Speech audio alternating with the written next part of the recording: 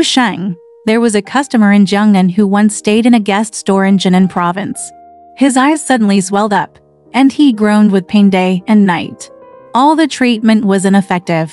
After more than 10 days, the pain lightened a little, but whenever he closed his eyes, he saw a large courtyard, 4 or 5 times into the courtyard, with the doors open and the innermost courtyard filled with people coming and going, but could not see clearly from a distance.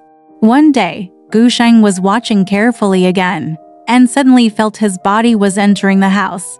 3 doors down, no sign of anyone. There's a north-south hall with red felt floors.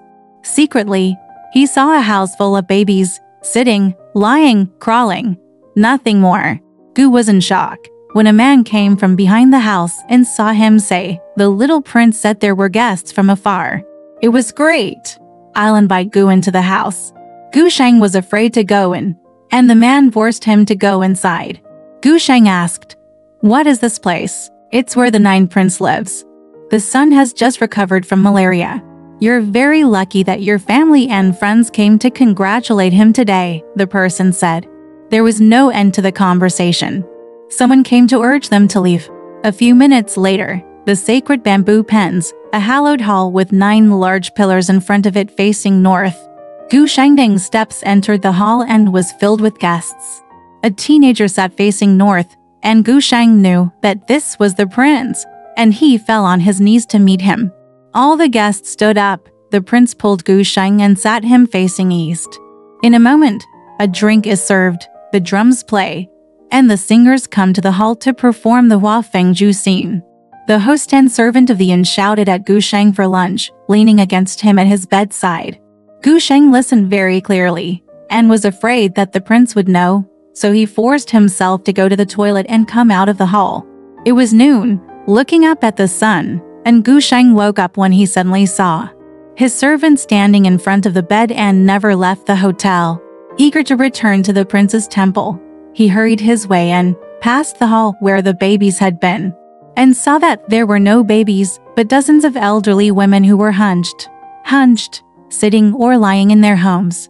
When they saw Gu, they said, "Whose son of the devil is here to peek?" Frightened, Gu rushed to the back court. "Take a seat at the temple and see the prince nodding and growing a beard that is more than a foot long." "Where have you been?" the prince said, laughing as he saw Gu. "I took a big drink and gave him a drink." In a few moments, the play was over. Someone put on a playlist and Gu ordered Pengzu's wife. Singers drink from coconuts. There are a lot more than that.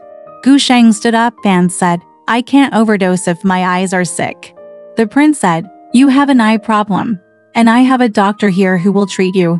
A guest in the east seat left his seat and came over. His 2 fingers spread open his eyelids. He used a jade hairpin to click in some white powder and told him to close his eyes and take a nap. The prince ordered the waiter to take Gu to the house inside and let him lie down. Gu Sheng lay down for a while, feeling that the bed sheet was fragrant and soft, and then fell asleep. "When I didn't sleep much, I suddenly heard a gong and drums and thought the play was not over. When I opened my eyes, it turned out that the dog in the hotel was licking the oil pan. But the eye disease is completely fine. And then close your eyes, and you can't see anything." Alright, this story has come to an end. If you liked it, please give it a thumbs up. Thank you.